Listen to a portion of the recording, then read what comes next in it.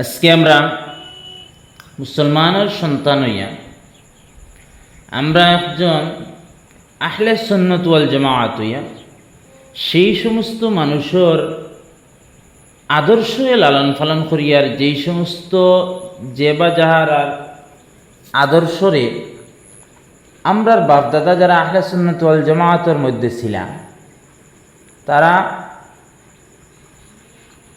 সারা জিন্দগি যাওয়াই দিলা এই হক কথা কইতে কইতে যে এরা জাহান্নামী জাহান্নামী জাহান্নামী। আজকে আমি সোশ্যাল মিডিয়ার মধ্যে তাদের সেই ভিডিওগুলো দেখিয়া আমরা বুঝতাম পারিয়ান না অমুসলমান আপনি যে ধর্মটা মান্ত্রা সেই ধর্মের মধ্যে খেয়াল করে দেখো দুই গুণো মানুষ হয়ে গেছেন গিয়া, এক গুণো মানুষ হইয়া থাকলে গিয়া শিয়া আর আরেক গুণো হইয়া থাকলে গিয়া সুন্নি। আপনি শিয়া মতাদর্শী যারা আছেন সেই শিয়া মানুষের আদর্শরে সোশ্যাল মিডিয়ার দেখিয়া তারারে আইডল মান্ত্রা, অথচ কারবালার ময়দানের মধ্যে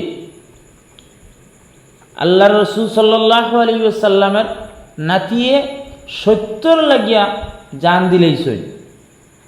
আইজ আপনি আহলে সুন্নত নিজেরা দাবি করেন, দাবি করিয়া এই সমস্ত খারাপ অশ্লীল খামার মধ্যে ব্যস্ত। আপনি নিজের মুসলিম দাবি করেন আর আপনি আপনার আইডল মান্ত্রা সালমান খান রে, মেসি রে।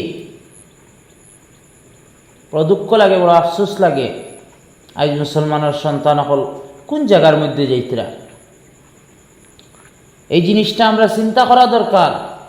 আমরা এই জিনিসটা যদি এখন বুঝি না তো কোন সময় বুঝতাম। আপনি আপনার আমলটা নিজে বরবাদ করিও না। আপনার আইডল হইলা গিয়া মুহাম্মদুর রাসূলুল্লাহ সাল্লাল্লাহু আলাইহি ওয়াসাল্লাম।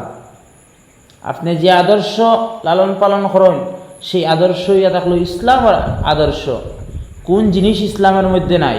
সব জিনিস ইসলামের মধ্যে আছে। আপনি সেই জিনিসটি শিক্ষা অর্জন করতে লাগবো, আপনি সেই জিনিস জানতে লাগবো, সেই জিনিস বুঝতে লাগবো। আপনারা কেউ শিখাইয়া দিত না। আর সোশ্যাল মিডিয়ায় থাকলো গিয়ে এমন এক প্ল্যাটফর্ম, যে প্ল্যাটফর্মে আপনি যে বিষয়ে নিয়ে আগ্রহ দেখাইবা সেই বিষয়টা পাইবা। তো আপনার সোশ্যাল মিডিয়া চালাইতে হইলে কমপক্ষে কমন সেন্স অতটুক ব্রেইন থাকতে লাগবো যে আমি আমার আদর্শ দেখিয়ার নি না অন্যর আদর্শ দেখিয়ার। আপনার ইমান মুর্দা হইজার গিয়া আপনি সেই জিনিসের প্রতি লক্ষ্য করডা না।